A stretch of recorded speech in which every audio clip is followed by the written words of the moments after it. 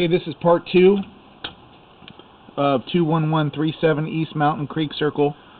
I located the camera out the rear of the property. It goes out the back fence gate to that alleyway driveway for the other homes. There's a main system that goes down. It's only 3 feet in depth, so there's just not a lot of fall for the 46 feet. It starts off 2 feet in depth at the two-way clean out, so it's only got about a foot of fall for over 40 feet. So that's part of the reason why the pipe is bellied out. And then as I pull back here, we'll see the roots in the pipe.